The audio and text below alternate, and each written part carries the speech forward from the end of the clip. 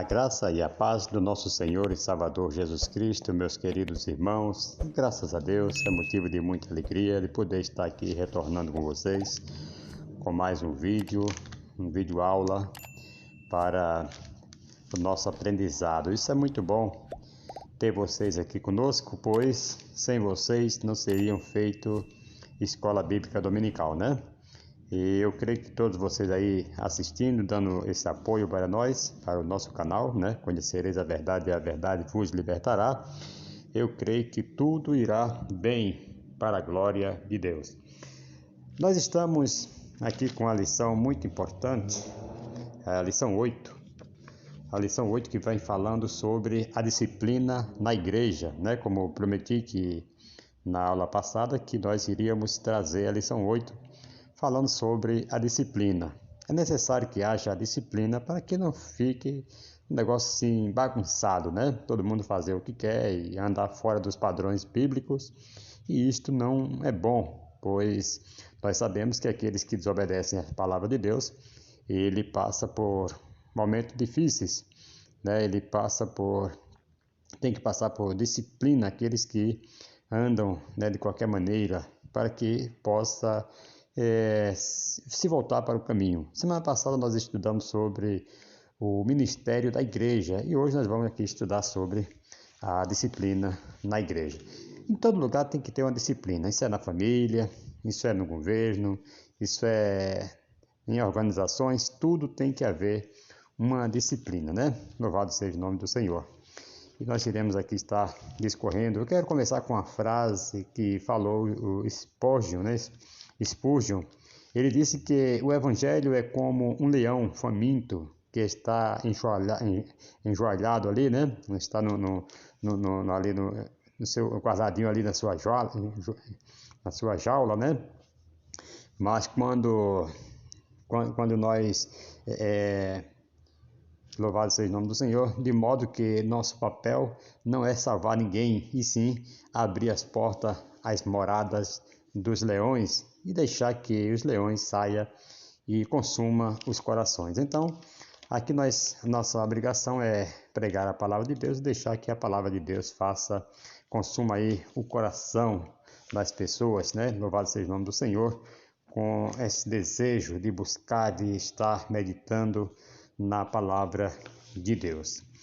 E começando aqui com o nosso textuário, nós sabemos que lá em Hebreus, capítulo 12, versículo 5 e o versículo 6, né, louvado seja o nome do Senhor, vem nos dizendo assim.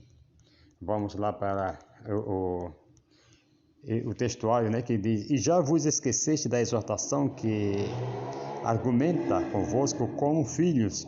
Filho meu, não desprezes a correção do Senhor e não desmaie quando por ele fores repreendido. Né? Hebreus capítulo 12 e o versículo 5. Louvado seja o nome do Senhor. Aí nós vamos aqui, né, a leitura, o título da lição, né, fala sobre o corpo de Cristo, que é o título aqui do trimestre, né? E vem falando aqui a origem, natureza e vocação da igreja no mundo. Estamos vendo aqui falando sobre o corpo de Cristo, como começou, a natureza e a vocação da igreja, né? Louvado seja o nome do Senhor, o papel da igreja no mundo. Louvado seja o nome do Senhor. Então, como eu falei, domingo 25 de fevereiro de 2024, a disciplina na igreja, nós estamos aqui vendo já aqui o textuário que nós estamos estudando. Nesta lição estudaremos, né, temos como finalidade apresentar a prática da disciplina na igreja. Haja vista que o nosso Deus ser santo, convém que os seus servos sirvam em santidade também. Por essa razão, a disciplina é uma prática indispensável para a igreja, pois tem o propósito de corrigir maus comportamentos, afugentar o pecado e preservar o bom testemunho cristão. Então, nós vamos aqui juntos estar aprendendo a palavra de Deus. E conforme eu li aqui o textuário, comparando aqui com a tradução a tradução da Viva, né? Nós temos aqui em Hebreus também, capítulo 12. Vamos comparar aqui essa tradução para você ver como é que diz essa palavra, né? já fala um pouco mais diferente aqui, talvez até mais explicada, né? E já esqueceste completamente as palavras animadoras que Deus falou a vocês, que são filhos dele. Ele faz uma pergunta: vocês já esqueceram as palavras animadoras, né, que Deus falou, que vocês são filhos dele? Ele disse: meu filho, não fique irado quando o Senhor castigar você. Não fique desanimado quando ele tem que lhe mostrar em que você está errado. Quando ele castiga você, isso prova que ele o ama. Quando ele o açoita, isso prova que você é verdadeiramente filho dele. Permitam que Deus eduque vocês, pois ele está fazendo o que qualquer pai amoroso faz com seus filhos, pois quem já ouviu falar de um filho que nunca foi corrigido? Se Deus não os castiga quando é preciso, como outros pais castigam seus filhos, então isso significa que, afinal de contas, vocês não são realmente filhos de Deus e que vocês, na verdade, não pertencem à sua família. Aqui eu leio Hebreus capítulo 12, versículo 5 até o versículo 8. Então, querido, é necessário a disciplina é necessária haver para que, quando a pessoa erra, a pessoa possa refletir naquilo que errou e voltar a fazer a coisa certa. Se o filho está fazendo a coisa errada, o pai tem que corrigir para que aquela criança volte a fazer a coisa certa. Se deixar de qualquer maneira, ele vai crescer uma pessoa desobediente, que vai dar trabalho para os pais e também para a sociedade. A disciplina é uma necessidade vital para aqueles que precisam ter os músculos da alma, né, tonificados, né? Eu concordo com o Walter Winchell, quando ele diz que ninguém gosta da mão pesada da disciplina, mas ela vem para o nosso bem e não para o nosso mal, certo? Então vejamos aqui vários fatos a respeito da disciplina que Deus aplica aos crentes e às dificuldades e aflições que ele permite que soframos, né, por causa de um erro. Então nós passamos por aflições, passamos por sofrimento, por dificuldades, né? São um sinal de que somos filhos de Deus, né, como diz o versículo 7 e o versículo 8 de Hebreus capítulo 12, que é o que está aqui na lição, né, na lição bíblica, né, louvado seja o nome do Senhor, a leitura bíblica em classe. São uma garantia de amor e cuidado de Deus por nós. Versículo 6, que vai nos dizer: porque o Senhor corrige a quem ama e açoita qualquer que recebe por filho.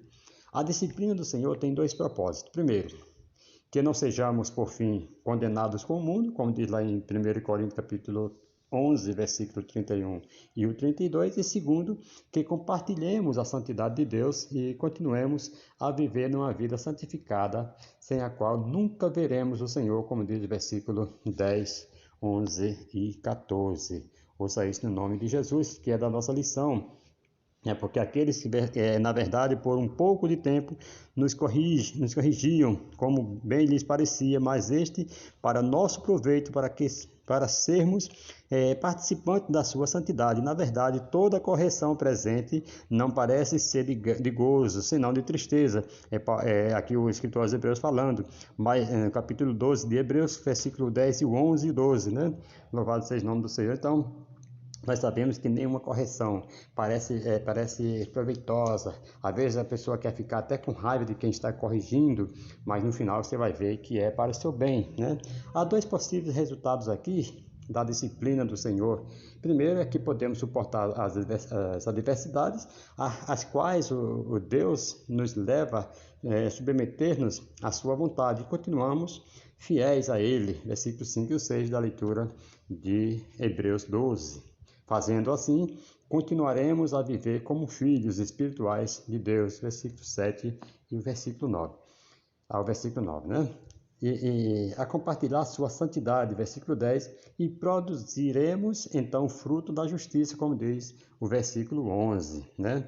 Louvado seja o nome do Senhor. Versículo 11 assim: e na verdade toda correção ao presente não parece ser de gozo, senão de tristeza, mas depois produz um fruto pacífico de justiça nos exercitados, né? Exercitados por ela. É esse o nome de Jesus. Então podemos desprezar, né?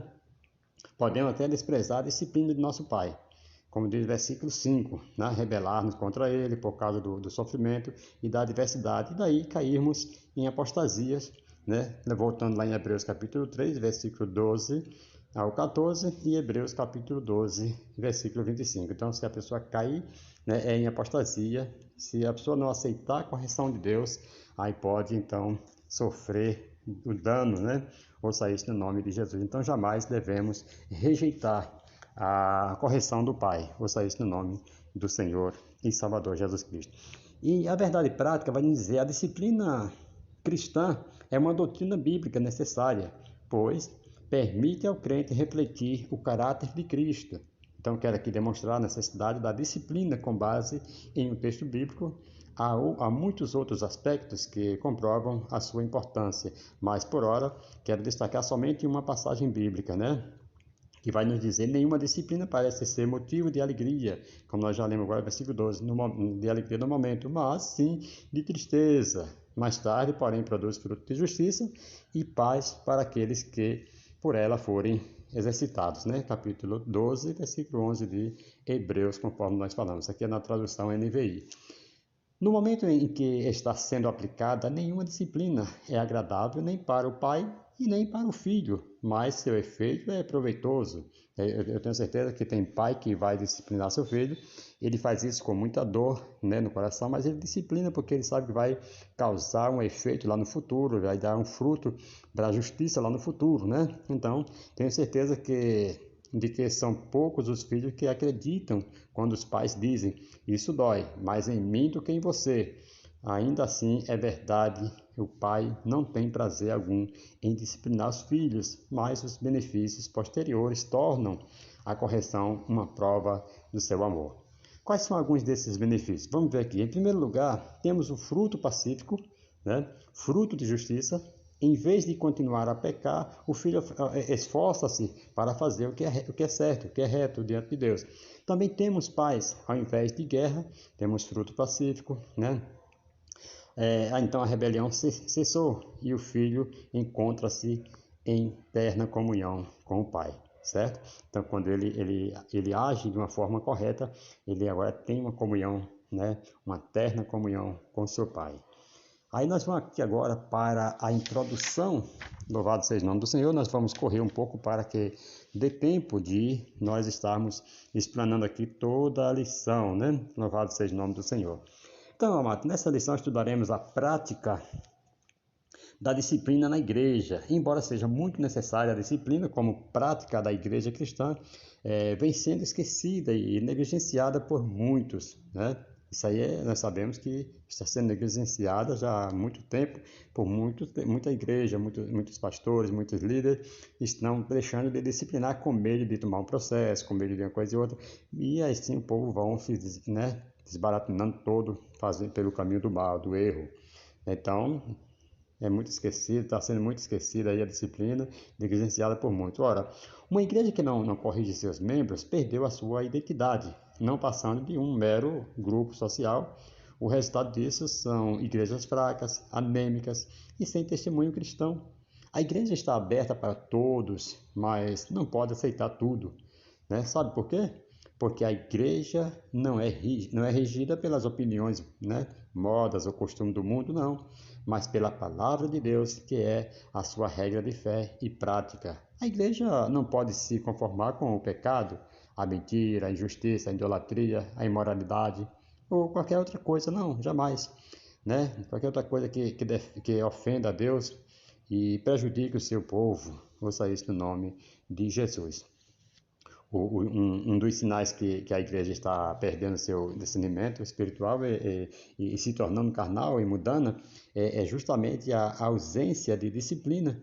A igreja não pode tornar-se um ambiente sem ordem e moral, não, onde todos fazem o que querem. Já pensou uma igreja onde as pessoas fazem tudo o que querem?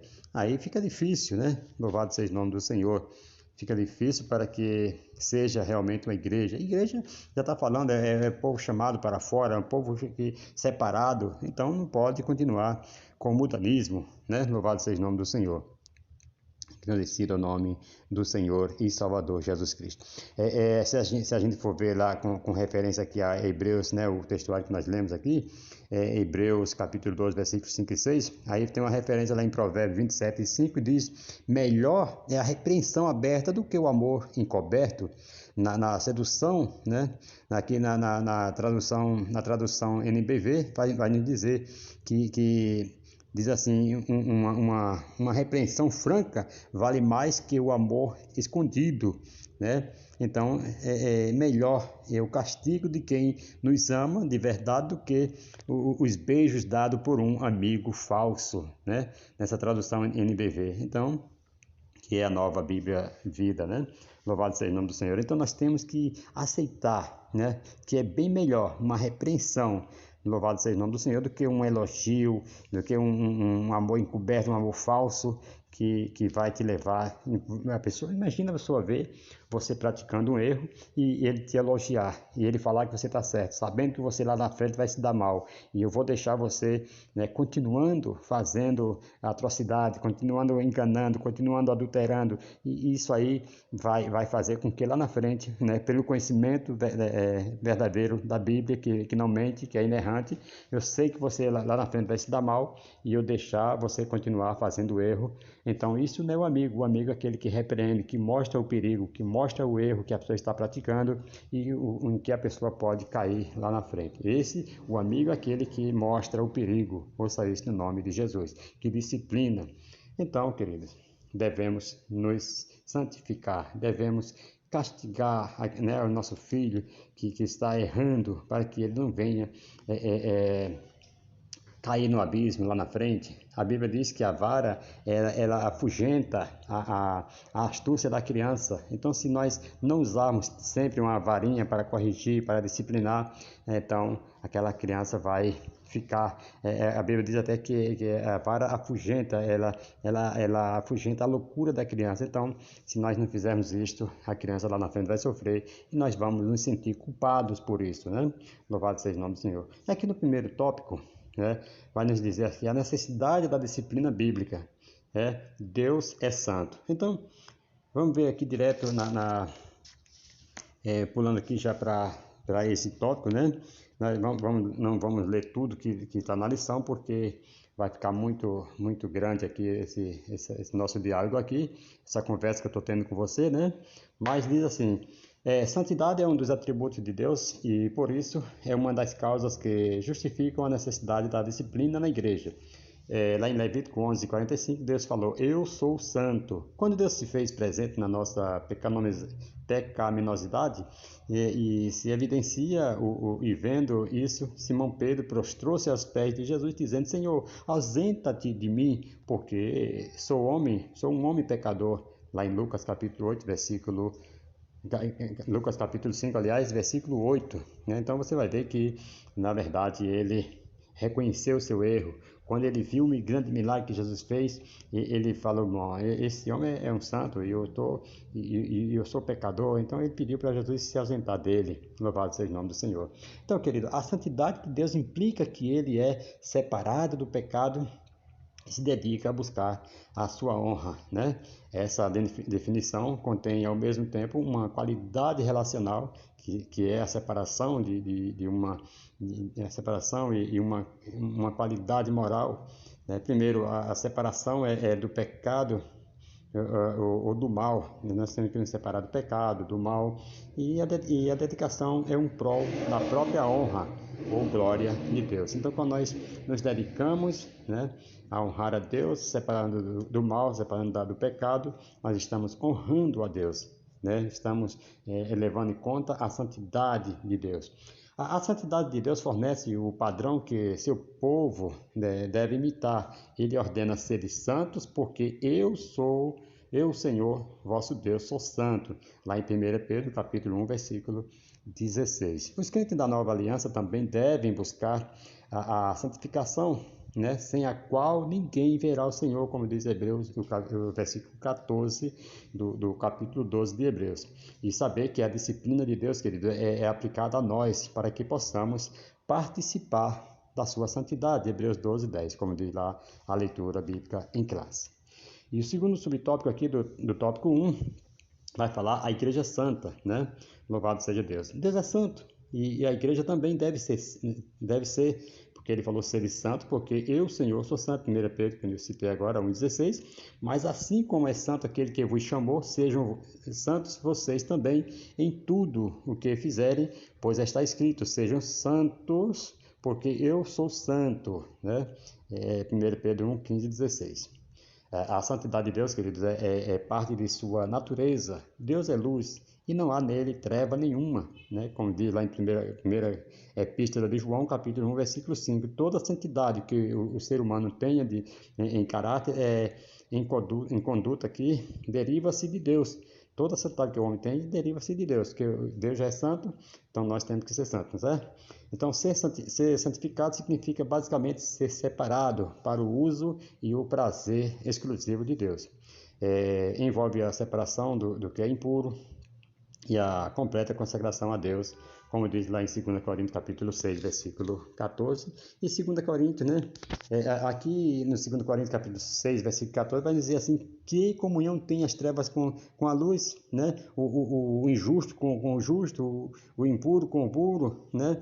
Louvado seja o nome do Senhor, fala sobre o jugo desigual, e lá no capítulo 7 de 2 Coríntios, versículo 1, vai nos dizer que se nós temos tais promessas, nós temos que nos purificar. Olha só, você vê que essa promessa aqui ela é condicional. Se nós não nos santificar, não nos purificar, então nós não vamos receber a promessa que o cumprimento da promessa que nós temos de Deus. Então, ser santo, porque o Senhor é santo. Então, temos que nos purificar de toda imundície, do corpo, da alma, né, e do espírito, como vai dizer Paulo no capítulo 7, versículo 1 de 2 Coríntios. Então, devemos ser santos em todo o nosso procedimento, né, de modo que tudo o que fizermos reflita a santidade de Deus.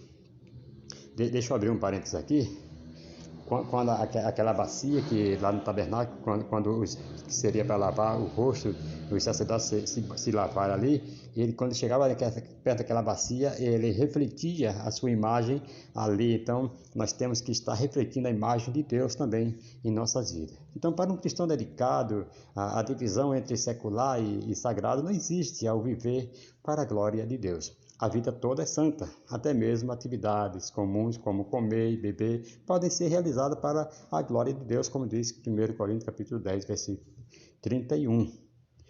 Se algo não pode ser feito para a glória de Deus, então não está de acordo com a vontade de Deus. Então, destacamos os seguintes pontos.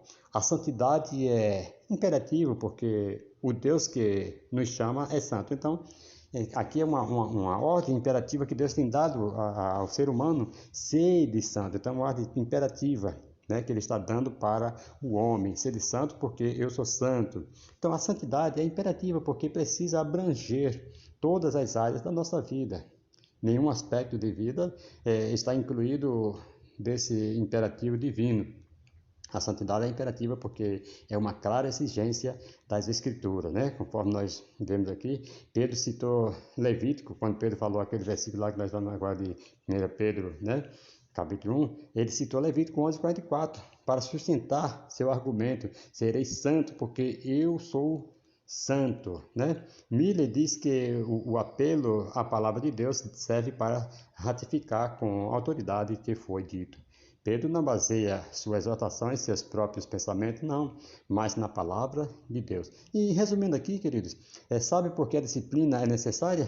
Porque Deus é santo e seu dever, nosso dever, é ser santo também, né? Vamos aqui agora para o terceiro subtópico desse tópico 1 que nós estamos comentando. Vai falar sobre a igreja, quando a igreja não disciplina. Aí tem problema. Esse ponto aqui vai deixar muitas pessoas, né, talvez até assustado, porque não está disciplina. Quando a igreja não disciplina, a falta de disciplina acaba destruindo, veja só, o limite entre o sagrado e o profano. Portanto, uma igreja que não disciplina seus membros torna-se mundana. Olha aqui o que o escritor aqui está falando, que é um perigo quando a igreja não é disciplinada, né? Louvado seja o nome do Senhor. Então, na Bíblia há um texto que ilustra muito bem essa verdade. Aqueles que não disciplinam se tornam igreja mundana. Por toda parte se ouve que há imoralidade entre vocês, imoralidade que não ocorre nem entre os pagãos. Olha, os que se diziam cristãos estavam pior do que os pagãos. Aqui o apóstolo São Paulo estava falando aqui, dando uma chicotada aqui para que eles aprendessem. Então, são imoralidades que não ocorrem nem entre os pagãos, ao ponto de vocês possuir a mulher de seu pai.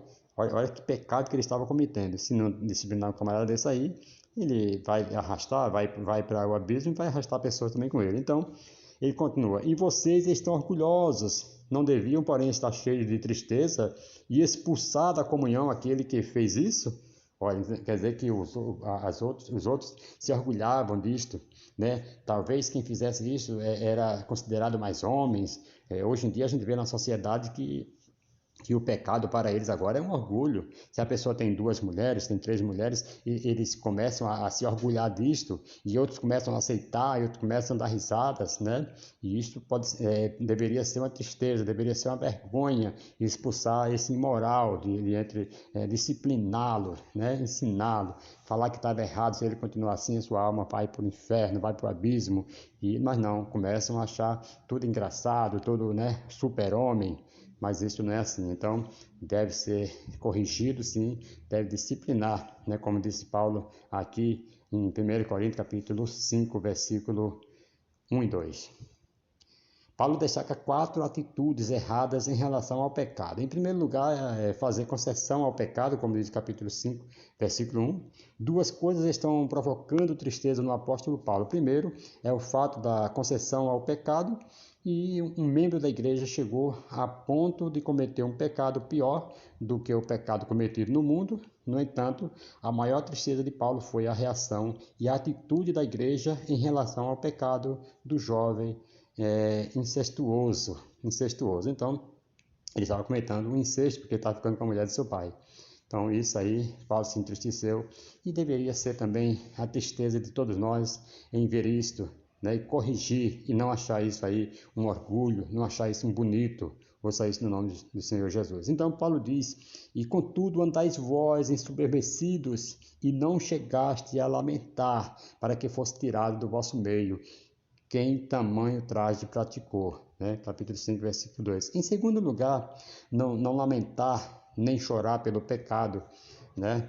Como diz capítulo 5, versículo 2. O grande problema que Paulo viu na igreja foi que os crentes não lamentaram, né, o grave pecado de incesto cometido por esse moço. A palavra grega pentein, lamentar, aqui é a palavra chorar, o choro amargo de um funeral. Paulo está dizendo: como vocês choram nos funerais, deveriam também chorar pelo pecado. Esse pecado deveria provocar em vocês uma dor tão aguda e tão forte quanto a dor que vocês enfrentam na hora do luto. Porém, em vez de chorar, a igreja estava ensoberbecida, ela se avaliava e dava nota máxima a si mesma.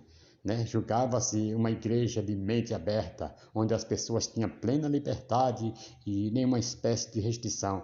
E sabe que existe igreja assim, né? Tudo pode, tudo está liberado, e isso aí, em vez de estar a pessoa chorando, como a Bíblia diz, para os sacerdotes chorar e rasgar as vossas vestes, não. Então, mano, nenhuma espécie de restrição ali para aquela igreja existia. Podia tudo. Então, nada de imposição, nada de regras, nada de princípios e nada de fiscalizar a vida alheia. Diziam eles: hoje também nós só choramos nos funerais, mas não derramamos nenhuma lágrima pelos escândalos e estragos que o pecado faz no meio da igreja. Deixa eu te falar uma coisa aqui, abrindo aqui um parêntese e falando. Quando uma pessoa comete um pecado, todo o corpo vai sofrer. Você lembra da desobediência de Jonas, quando era para ele ir para Nínive e ele foi para Tarsis, pegou o navio e foi para Tarsis? Ali os marinheiros sofreram com ele, perderam as suas fazendas, suas coisas que estavam dentro do navio, foram tudo lançadas, jogadas dentro do mar, por causa do pecado, da desobediência de um irmão, de uma pessoa que estava naquele navio. Então, quando um pecador começa a praticar né, imoralidade, pecados tais como esse aqui, que esse jovem fez, esse incesto, e todas as pessoas podem sofrer as consequências. A embarcação está ali, todos estão no barco, então todos vão afundar junto. Em terceiro lugar, ficar ensoberbecido pelo pecado, como diz, né, capítulo 5, versículos 2 e 6, que nós estamos vendo aqui, de 2 Coríntios, né? O que estava acontecendo é que a igreja não apenas tolerava o pecado, mas também estava vaidosa por causa dele. Paulo reprova aqui a igreja dizendo: não é boa a vossa jactância, versículo 6. Que coisa estranha nessa igreja, não é verdade? Ela não estava neutra, nem indiferente em relação ao pecado, mas ensoberbecida e jactando-se por causa dele. O mundo é plural. Nesse mundo, a disciplina está cada vez mais difícil. Você chama a atenção de um membro faltoso na igreja e ele diz: eu não quero que ninguém me incomode, sou dono da minha vida e não permito que ninguém interfira nas minhas escolhas. Né? Tem pessoas que dizem assim, tem pessoas que é terrível. Aí ele fala: se vocês estão satisfeitos com a minha conduta aqui, e se vocês não estão satisfeitos com a minha conduta aqui, eu vou para outra igreja. E o pior, na outra igreja, esse membro faltoso, sem nenhum sinal de arrependimento, e é recebido com festa. Você veja só. Então, é que muito está acontecendo, mas fala: não, deixa ele aí, deixa o bichinho aí, ele é faltoso, ele peca, ele faz isso, mas ele tem né, ele trabalha na obra, mas ele dá um bom, né, quantia aí para o fundo aí, né, da igreja, e assim vai deixando, e as coisas vai, né, e aqui eu quero falar em quarto lugar: não aplicar a disciplina, como diz 5, versículo 2, do mesmo livro de Coríntios. Paulo mostra à igreja que a concessão ao pecado é uma atitude errada. Em vez de estarem chorando e lamentando pelo pecado, eles estavam ensoberbecidos por causa da atitude errada da igreja. Então ela deixou de aplicar a disciplina ao membro faltoso, ao membro que praticou esse incesto, esse pecado, e não chegaste, ele fala assim, e não chegaste a lamentar para que fosse tirado do vosso meio quem tamanha ultraje praticou. Então Paulo ele fica triste, ele dá essa repreensão para aquela igreja de Corinto, porque estavam aceitando aquele camarada, né, que estava com tamanha atrocidade, tamanha imoralidade no meio da igreja, e as pessoas aceitando. Então, sempre que a igreja tem uma visão equivocada do pecado, ela falha na aplicação da disciplina. Isso era por falta de conhecimento? Não. A igreja estava em pleno conhecimento do que estava acontecendo, mas eles, né, até elogiavam, até eles se ensoberbeciam. Olha, aqui ele fez isso, mas nós estamos aceitando ele na igreja, nós não expulsamos. E hoje, o que o inimigo está usando muito isso aí para denegrir a imagem de outra igreja é que o irmão, a igreja fulano de tal expulsou fulano de, não é que expulsou, disciplinou, eles falam logo, expulsou fulano da igreja e tal, aqui não, venha para cá que nós aceita, e por aí se vai. Então isto é um perigo que devemos corrigir, é uma deficiência da igreja que está cometendo hoje, esta deficiência muito enorme no meio da igreja. Vamos aqui agora para o segundo tópico. O segundo tópico vai nos dizer o propósito da disciplina bíblica. Tem o propósito também. Quando a igreja não disciplina, nós vimos agora, e agora vamos para o propósito.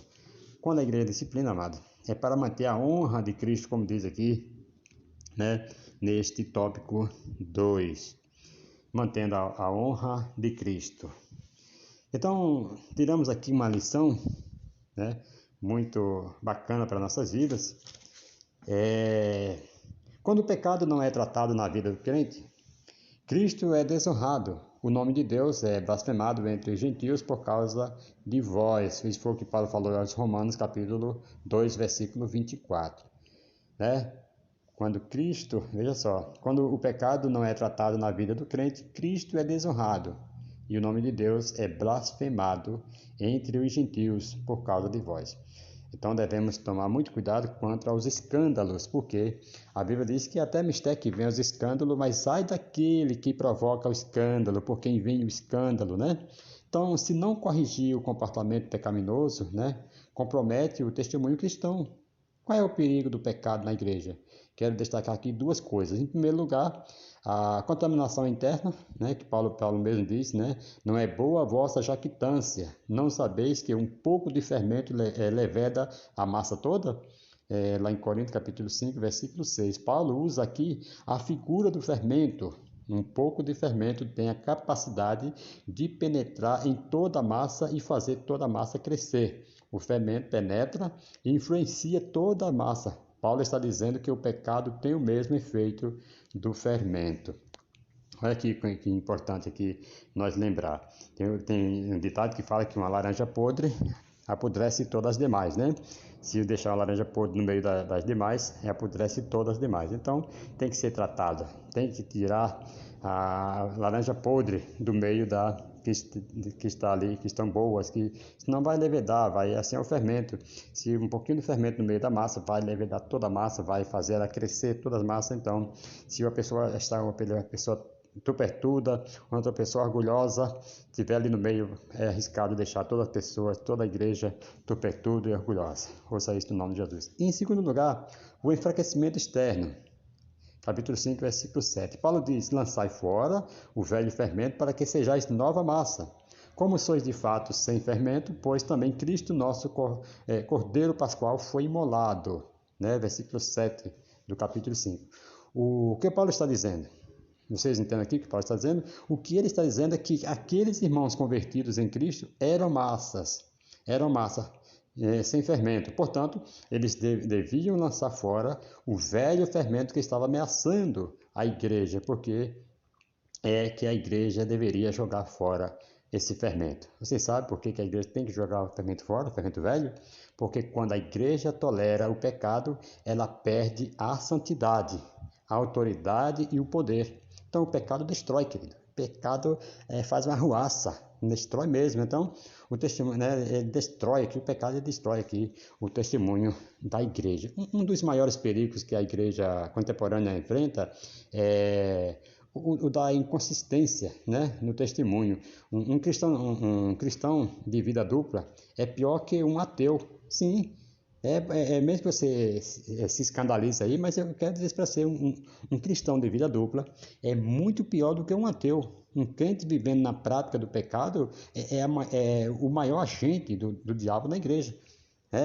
Você acha que isso aí escandalizou? Porque se a pessoa não crê em Deus, para ele não tem pecado. Mas se a pessoa está na igreja, sabe que existe, né, que Cristo ressuscitou, que Cristo morreu por ele e continua, né, ele crê de um lado e pratica o pecado do outro. Então, como a Bíblia diz, que está crucificando a Cristo segunda vez. Ouça isso no nome de Jesus. É um perigo. Então, devemos fugir da prática do pecado, para que não venha corromper a igreja. Louvado seja o nome do Senhor. E o segundo subtópico, do tópico 2 ainda, frear o comportamento pecaminoso. Você vai lá, detectou, né, o comportamento pecaminoso, você agora freia, né, dá um break daquela pessoa que está causando escândalo, causando pecado no meio da igreja. Vai dizer assim, outro propósito da disciplina cristã a proposta da disciplina cristã está no fato de que ela põe um freio no comportamento pecaminoso. Há uma passagem nas Escrituras que me chama muita atenção, lá no livro deixa eu ver aqui, louvado seja o nome de Deus. Vamos ler aqui o comentário, né? Veja só. Entretanto, certo homem chamado Ananias, né, lá no livro de Atos, né, com sua mulher Safira, vendeu uma propriedade, mas retiveram aqui uma parte do dinheiro e Safira estava ciente disso. Levando o restante, depositou aos pés dos apóstolos. Então Pedro disse, Ananias, por que você permitiu que Satanás enchesse o seu coração para que você mentisse ao Espírito Santo, retendo parte do valor do campo? Não é verdade que, conservando a propriedade, seria sua? E depois de vendida, o dinheiro também não estaria em seu poder? Por que você decidiu fazer uma coisa dessas? Você não mentiu para os homens, mas para Deus. Então, Ananias, ouvindo essas palavras, caiu morto e sobreveio grande temor a todos os que souberam do que tinha acontecido. Levantando-se os moços, cobriram o corpo de Ananias e, levando-o para fora, o sepultaram. Quase 3 horas depois entrou a mulher de Ananias, sem saber o que tinha acontecido. Então Pedro, dirigindo-se a ela, perguntou: Diga-me, foi por este valor que vocês venderam aquela terra? Ela respondeu: Sim. Veja só aqui. Se ela soubesse o que teria acontecido com seu marido antes, né, de ela dar essa resposta, ela não teria dado a resposta que ela haveria, né, concordado com ele na sua casa. Mas ela já sabia. Quando a Ananias foi na frente, já falou: eu vendi por tanto, está aqui e tal. Aí quando ele falou: foi por essa quantia que vocês venderam aquela terra? E ela respondeu: sim, então foi por esse valor mesmo. Então Pedro disse: por que vocês entraram em acordo para tentar o Espírito do Senhor? Eis aí a porta, os pés dos que sepultaram seu marido, e eles levarão você também. No mesmo instante, ela caiu aos pés de Pedro e morreu. Entretanto, os moços viram que ela estava morta e, levando-a, sepultaram-no ao lado do marido. E sobreveio grande temor a toda a igreja e a todos aqueles que ouviram falar destes acontecimentos. Isso é lá em Atos capítulo 5, né? Versículo 1, mais ou menos ali até o versículo 11. Então você vê que não podemos compactuar com erros de ninguém. Não devemos estar de acordo com o pecado de ninguém. Morreu ele e morreu ela por causa que compactuaram ali com o pecado e se deram mal. Então, pecado, se você está praticando e outra pessoa está aplaudindo, está gostando do que você está fazendo, vão cair ambos, vai cair os dois, vai padecer os dois. Então, tem esse propósito da disciplina, né? Louvado seja o nome do Senhor. Tem que frear, tem que logo barrar esse problema, esse pecado que está acontecendo. Então, dou especial destaque ao versículo 11. Devemos dar aqui um destaque especial a esse versículo 11. Depois do julgamento divino sobre a vida de Ananias e Safira, um temor sem precedente tomou conta de toda a igreja. Com certeza o pecado foi cometido de forma brusca, né? Então, nós devemos dar muito valor, dar muita atenção a essas coisas, porque alguém pode até dizer assim: eu pequei, mas nada aconteceu, e lá na frente o que vai ser? Né? Você tem que visar o futuro, tem que visar lá na frente, tem que ter uma visão ampla, louvado seja o nome do Senhor. Né? Os acontecimentos que vem acontecendo, por que você está passando por isso, por que você está passando por aquilo, às vezes é algo que você fez lá no passado e não se arrependeu e está levando isso consigo. Por que a ansiedade, por que a depressão, por que tudo isso aí? Você tem que fazer uma análise e se arrepender de algo, de obras mortas que você praticou, do pecado que você deixou de pedir perdão a Deus. Faça isso no nome de Jesus. Então temos que tomar muito cuidado quanto a isto. Né? Às vezes você está enfermo o tempo todo, uma prova tem que ser passada e não continuar nela, né? Louvado seja o nome do Senhor. Mas prova vai, prova vem e nós vamos vencendo.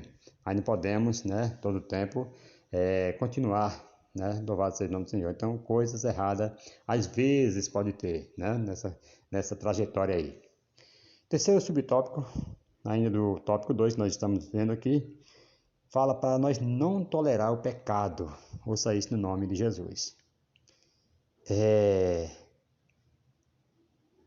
Vamos ver aqui o que diz em 1 Coríntios capítulo 5, né? Não pode tolerar a prática do pecado ou o comportamento pecaminoso na igreja, nem fora dela. Tolerar significa aceitar algo ou alguém que não nos agrada ou que concorda de nós, sem julgar, punir ou rejeitar.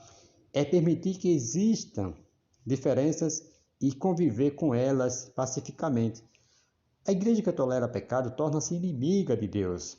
Tiago nos alerta: gente infiel, vocês não sabem que a amizade do mundo é inimizade contra Deus?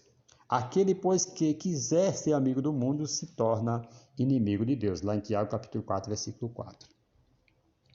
Então, amado, o apóstolo Paulo ele censura aqui os coríntios que não estavam adotando medida alguma contra a prática do pecado por parte de um dos seus membros, né? Louvado seja o nome do Senhor. A igreja pode até tornar-se amiga do mundo, gradativamente, primeiro sendo amiga do mundo. Então, ela pode se tornar amiga do mundo gradativamente, primeiro sendo amiga do mundo.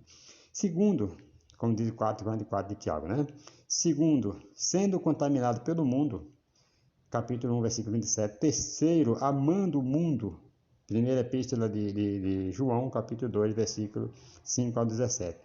Quarto, formando-se com o mundo, conformando-se, aliás, com o mundo, como diz lá em Romanos, né? Capítulo 12, versículo 2, louvado seja Deus. O resultado é ser condenado com o mundo, então, também. 1 Coríntios capítulo 11, versículo 32. Então, nós não devemos tolerar o pecado, a prática do pecado. Não devemos pecar e nem tampouco tolerar também, né, o pecado dentro da igreja. Ouça isso no nome de Jesus. Aqui o terceiro tópico vem nos falando aqui, né, muito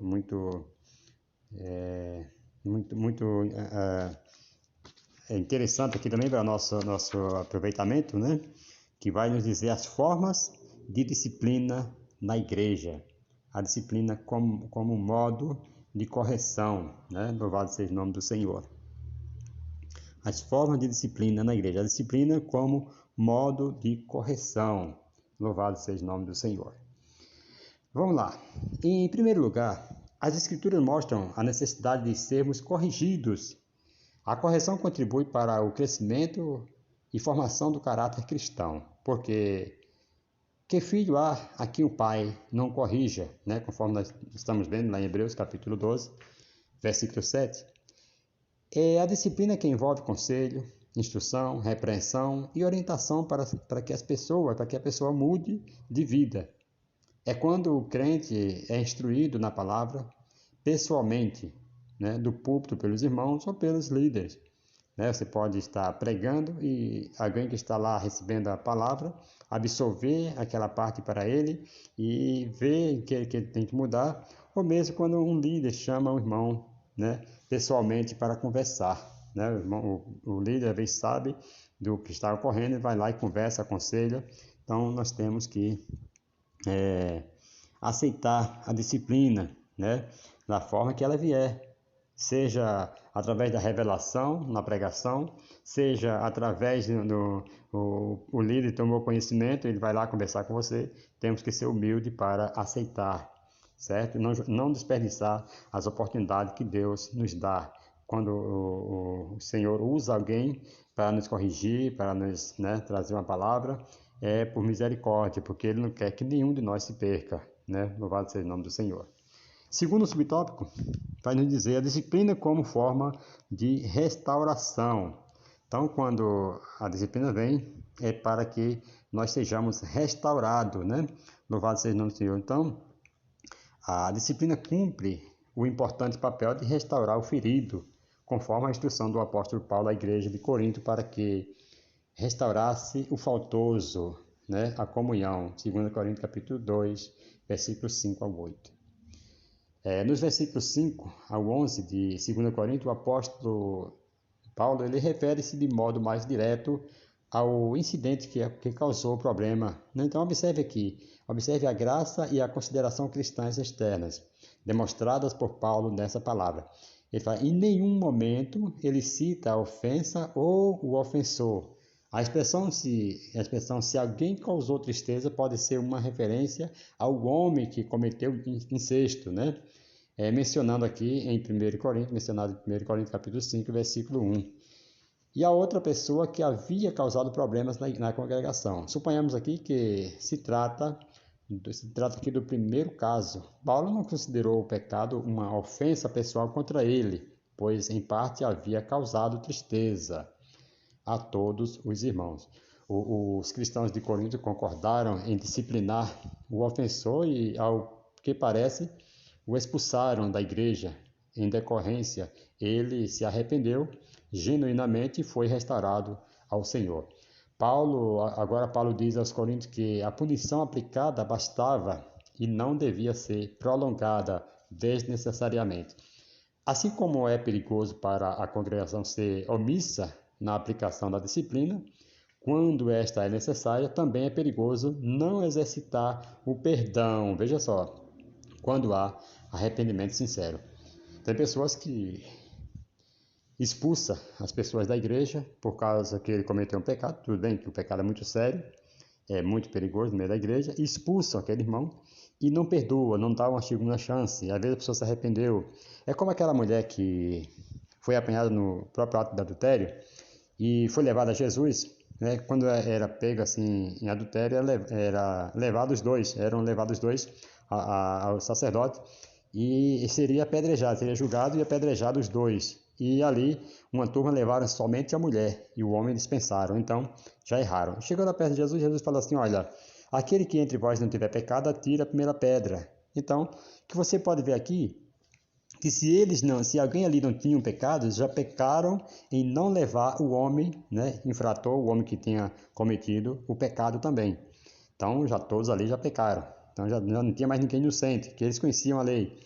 Aí, Jesus pegou e baixa na terra, começa a escrever. Quando ele levanta, vê somente a mulher, porque foi saindo um por um e ficou só Jesus e a mulher. Jesus falou: mulher, cadê os teus acusadores? Ninguém te condenou?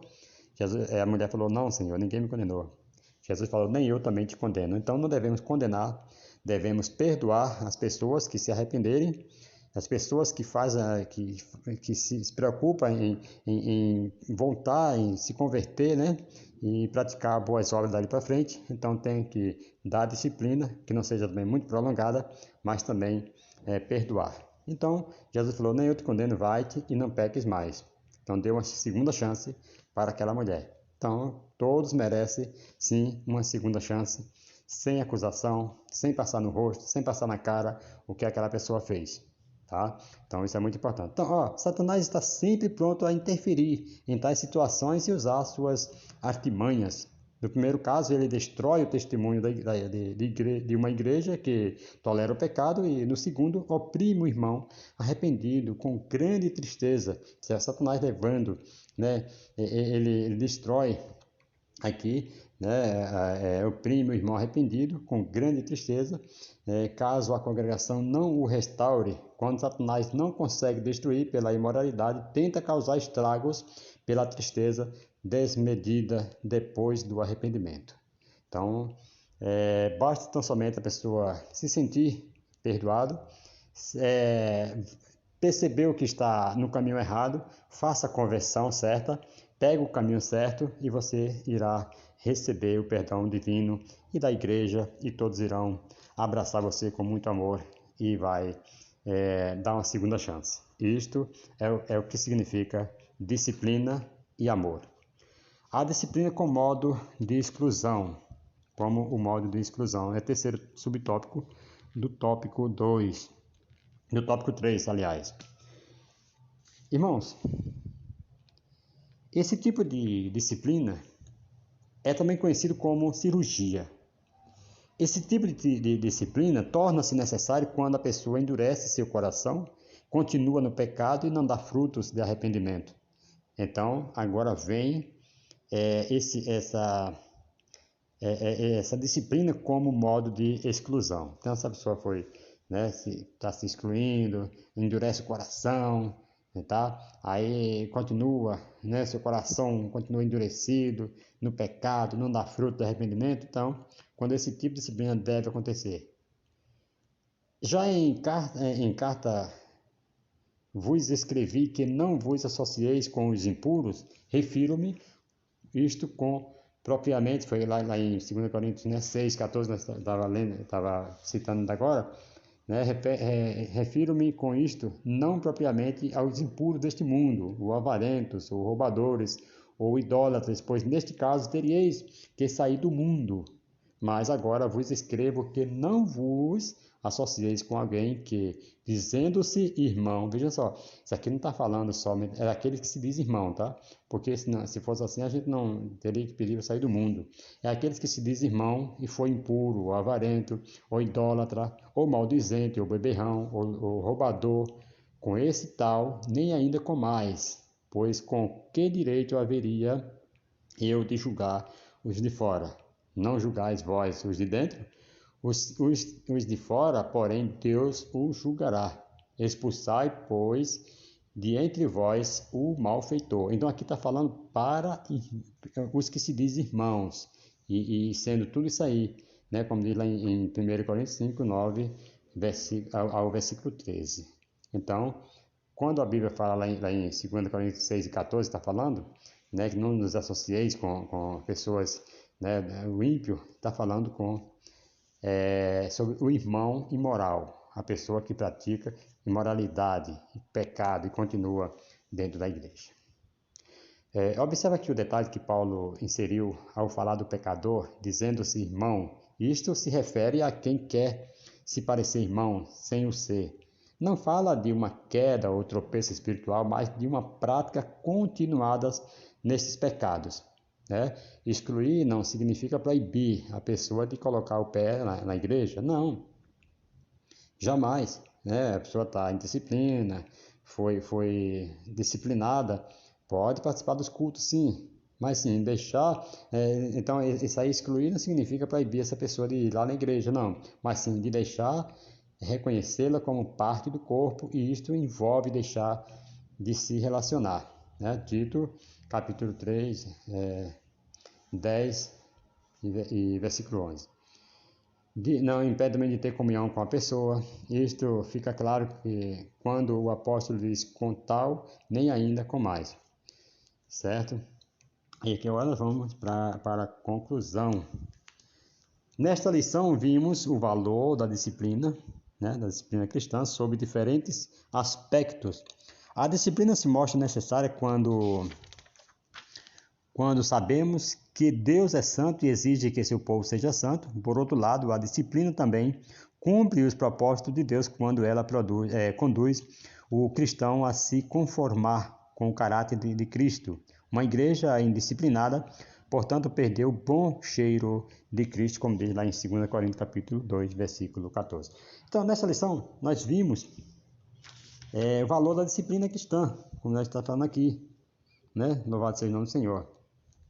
E aqui a gente, sobre essas diferenças, aspectos, né, da disciplina, se mostra necessário quando sabemos que Deus é santo e exige que o seu povo seja santo. Por outro lado, a disciplina também cumpre o propósito de Deus quando ela conduz o cristão a se conformar com o caráter de Cristo. Né? Uma igreja disciplinada, portanto, perdeu o bom cheiro de Cristo. O assunto é espinhoso, mas é necessário. Esse assunto aqui que a gente abordamos agora é um assunto que ele é bem espinhoso para quem pratica tal coisa, o incesto, uma coisa e outra, né? O pecado foi muito debatido aqui, mas é necessário. Uma igreja que não aplica, querido, biblicamente a disciplina eclesiástica, está seguindo o caminho do legalismo, o caminho do liberalismo, ou seja, ela mata os seus membros com uma severidade absurda, ou contamina todos eles com o pecado. Por essa razão, devemos utilizar a Bíblia, né, como nossa única forma de regra e prática. Ela deve ser a balizadora aqui das ações da igreja, inclusive da disciplina eclesiástica. Louvado seja o nome do Senhor. Então, como nós chegamos aqui ao final de mais uma aula, desejo a vocês que ficaram aí até o final desta aula, que todos sejam abençoados em Cristo Jesus. Você que não participava de uma escola bíblica dominical, saiba que esta escola é uma escola muito abençoadora. É um curso, praticamente, um curso de teologia gratuito, que você não vai pagar nada por isto.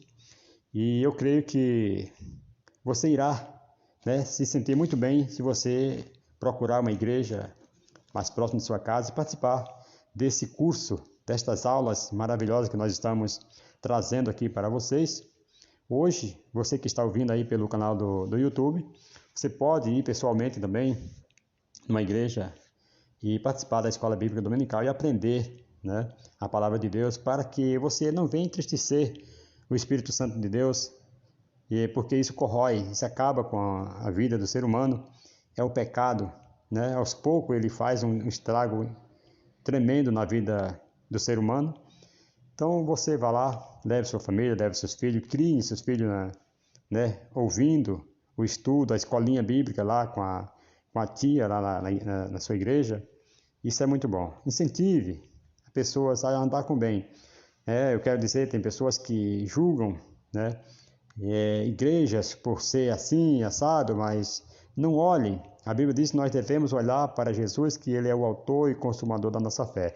Quando Ele vem nos falar isso é porque existe, né, algo paralelo que se você olhar você vai entristecer. Mas como diz a Bíblia que estamos todos juntos, os joios e o trigo estão crescendo juntos, e no dia da colheita o dono da seara irá fazer uma colheita, irá fazer uma separação do trigo. O joio será queimado no fogo, mas o trigo será recolhido para o celeiro. E aqui fala de pessoas, fala de que o trigo será os bons, que está ao lado de Deus, irá ser recolhido para o celeiro de Deus, certo? E o outro será lançado no fogo. Então, procure, né? Louvado seja o nome do Senhor, andar, você sendo fiel, não olhar para as falhas de ninguém, porque isto vai fazer com que você entristeça, que você até pare no caminho. Próxima semana nós estaremos aqui, a lição 9, vai falar sobre o batismo, né? A primeira ordenança da igreja, né? Como igreja, o batismo nas águas, por imersão, ouça isso no nome de Jesus, e isso é muito bom. Continue aí, né, conectado nesse canal e dando aí seu apoio, se inscrevendo, deixando aí seu comentário, deixando seu like. Isso é muito bom para o crescimento do canal e compartilhando aí com seus amigos, seus parentes. Isso aí eu vou ficar muito grato e o YouTube vai estar indicando você aí quando você se inscrever e ativar aí o sininho das notificações, você vai receber nossos trabalhos de primeira mão, né?